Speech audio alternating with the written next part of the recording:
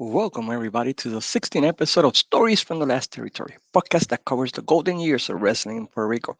Like always, my name is Luis Cuevas, better known as the Caveman, and I am your host for this trip back in time to the greatest feuds of stories in the history of Puerto Rico. If you like what you hear, please subscribe here on YouTube, share it with your friends, or in audio at Spotify as Stories from the Last Territories. So today we're going to be talking. Somebody asked a question on Twitter about the amount of champions or Hall of Famers that came to the island during the glory years, which I think the consensus of everybody in Puerto Rico is that it ended in 1991. So I figured I would talk about them in this podcast. So this will cover from the start of the promotion in 1973 all the way to 1991.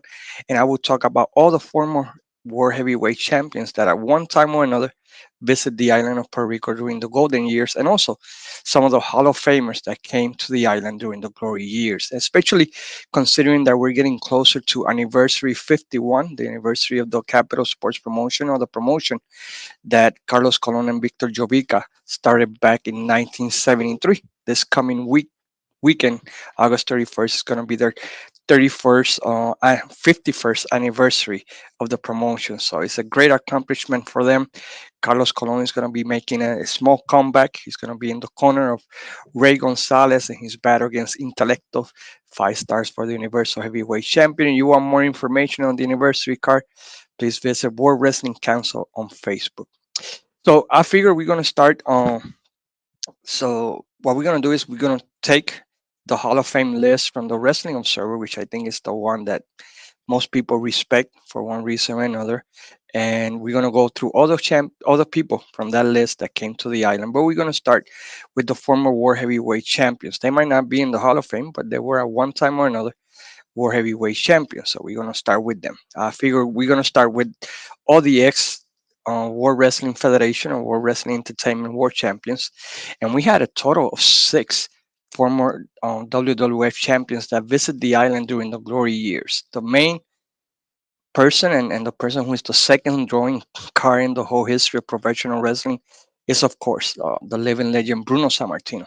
He came to the island at the end of the 70s and actually won the North American title in a very good feud versus Gorilla Monsoon. So Bruno Sammartino, after his run as World Heavyweight Champion in the WWF, came to the island and had a little small feud with with Gorilla Monsoon. So he came to the island and was part of Capital Sports Promotions at one time or another one. The man who dethroned him, or the man who took the title away from him, the Russian bear Ivan Koloff, also visited the island on a couple of occasions. One in a tag team dream match against the Invaders in the middle of the 80s. And then in 1989, he had a great feud against the Invader for the Puerto Rico title that he won and that he also fought in the anniversary 89 card in a Russian chain match against Invader number one. Pedro Morales, who defeated Ivan Koloff, also came to the island from 1982 to 1984, having a great run in Puerto Rico, winning the North American title, also the tag team and North American tag team titles during this run. And he also included a dream match against none other than Nature Boy Ric Flair for the North American title in anniversary 83. The superstar Billy Graham also came to the island in the mid 80s for a couple shots, but he really was not involved in a big feud. But he had a couple, like they say, a cup of coffee, to say the least, here in the island. Randy Macho Man Savage, before he went to the WWF, came to the island and had an incredible run in the island. He fought Carlos Colon in a great feud when he hurt Huracan Castillo and also against Hercules Ayala. And he's one of those wrestlers that there's a before and after, before Macho Man and after Macho Man. That's how well he remember he is in the island to this day in Puerto Rico. And his run was incredible. He has some great matches, and it's sad that we don't have all his run and video because it will be incredible to have here in the island. Bret the Hitman Hart also came to the island at the beginning of his career in the late 70s, mostly doing tag teams with his brother in a run that to this day is well remembered here in the island. And that when he came back a couple of years ago, a lot of people remember it and talk about it. And so he had a nice little run at the beginning of his career. He was sent here as part of the exchange of talent that Stampede Wrestling had with Capital Sports Promotions during that time. Those are the World Wrestling Federation or World Wrestling Entertainment champs that came to the island. Maybe I forgot one or two. If I did, please let me know. We're going to move. Well, if you want to include Buddy Rogers, but we're going to include him as a former NWA World Champion. So it will be seven WWF champions. I apologize for that. So we're gonna move to the former NWA World Champions that visit the island at one time or another.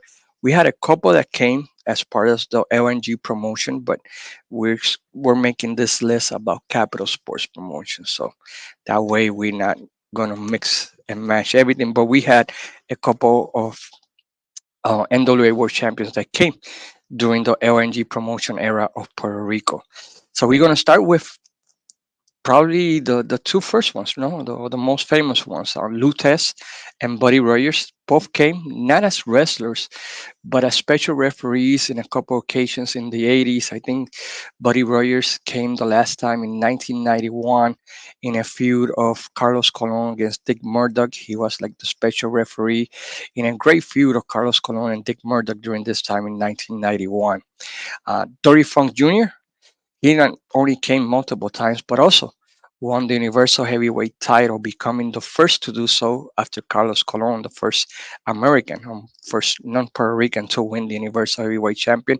And alongside his brother, Terry Funk had the longest tag team title reign in the island of almost 3 years with the World Wrestling Council tag team titles. And he's well remembered. He has come many, many times to Puerto Rico, always delivering great matches and showing us why at one time he was the number one wrestler in the whole world. Harley Race was the fifth first official NWA champion to visit the island.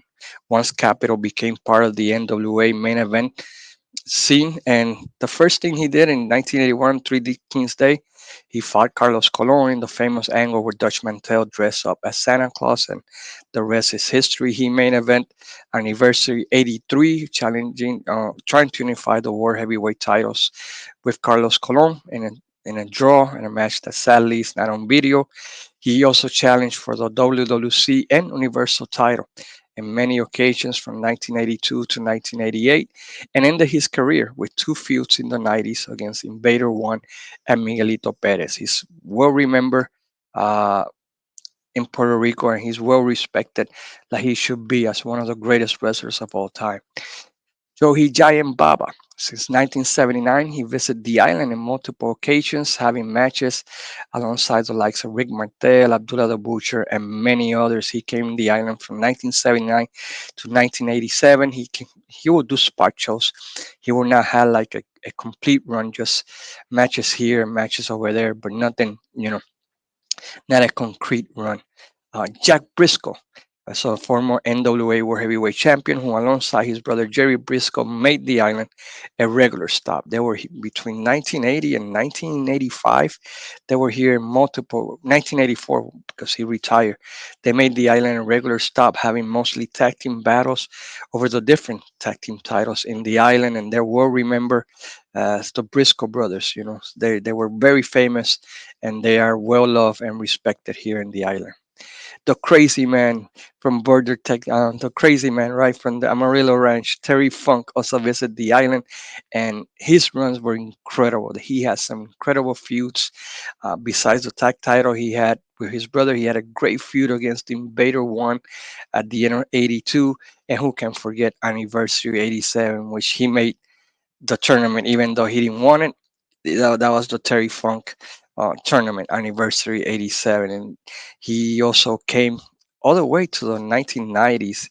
The last match, official first retirement of Carlos Colon, was against Terry Funk in a great brawl in 1993.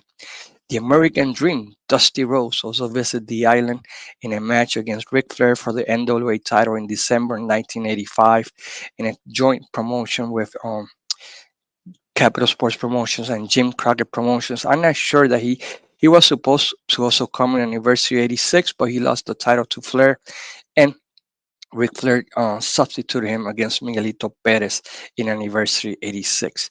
Ric Flair, Nature Boy, Ric Flair, the gold standard of NWA champions, visit the island the most of any NWA champion. And to this day, at the eyes of the local fans, he's the NWA champ. When you think NWA, you think Ric Flair. That's how big of an influence, how big of a how you call it, a statement he made in the island that to this day people still think of him as the NWA World Champion. His last visit was in anniversary 49.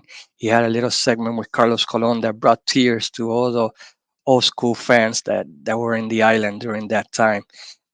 Kerry Von Erich, the modern day warrior, also visited the island for a couple of shots in the late 80s for a couple of matches, including one against Rip Rogers that is somewhere in YouTube. He really didn't have a feud, but he did a couple spot shows here and there, especially in the big cars. So Kerry Von Erich also visited the island. Hands of Stone, Ronnie Garvin. For many fans in the United States, he's the worst NWA champion of all time. But in Puerto Rico, the man had a great run. He used Puerto Rico as a regular stop. He won the Universal Heavyweight title from Carlos Colon and had some great matches against Carlos Colon.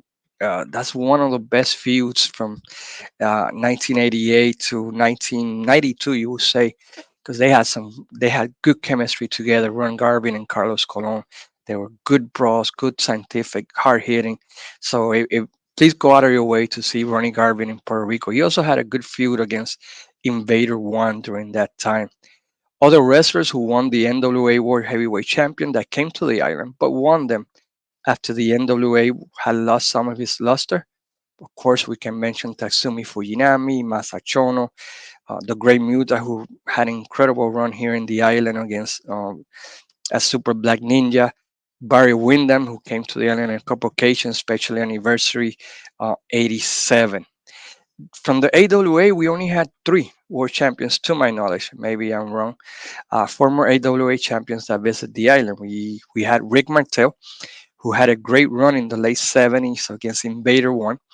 Uh, when Pierre Martel, who was Rick Martel's brother, died, and they blame Invader, and all the Martels came from Canada to fight against Invader One in an incredible feud.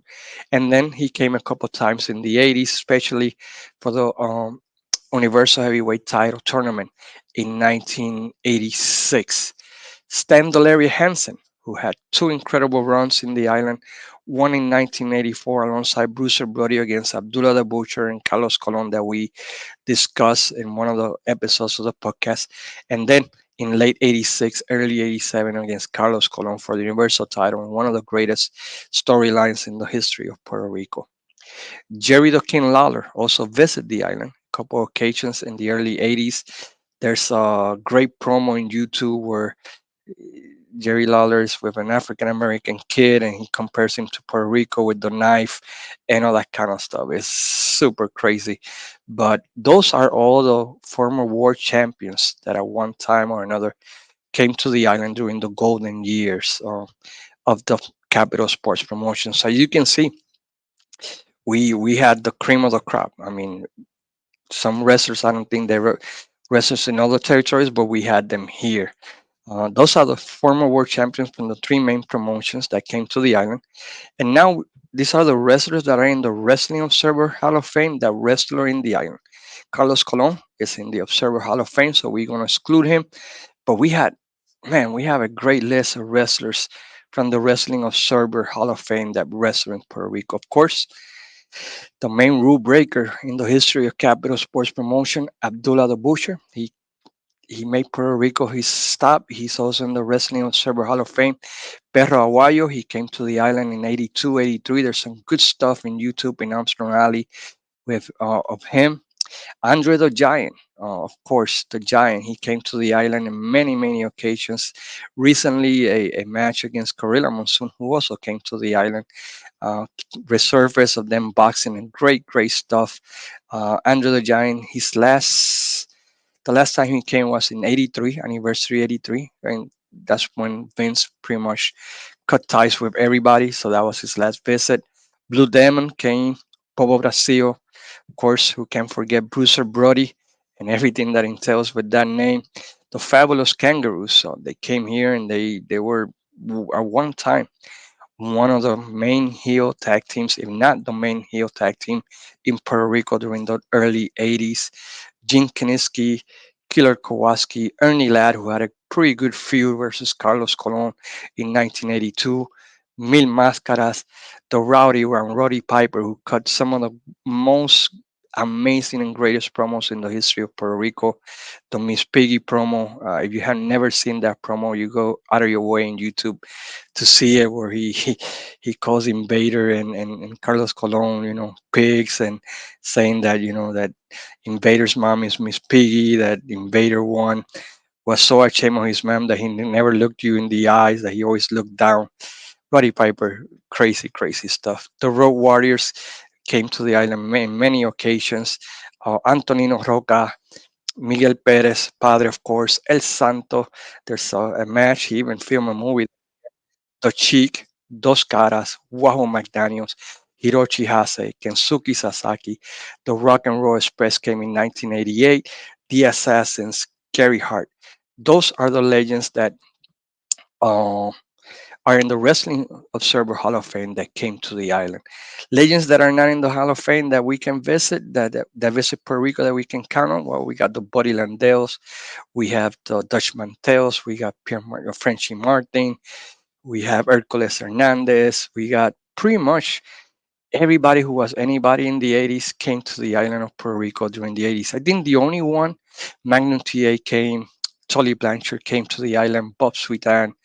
Uh, I think the only one that was a star that didn't came to the island during the 80s were the Midnight Express with Jim Cornette. Of course, Jim Cornette, he hates planes, but yeah, that was the only tag team of that you can consider of the greatest that never can, and the British Bulldogs, of course, that never visit the island. But everybody else at one time or another at least had a spot show here and there that are not in the Hall of Fame. So hope hopefully that answered the questions of this person. I forgot his name and I had to write it down, but hopefully that answered your questions of all the former world champions and all the Wrestling Observer Hall of Famers that visit the island during the golden years of wrestling in Puerto Rico.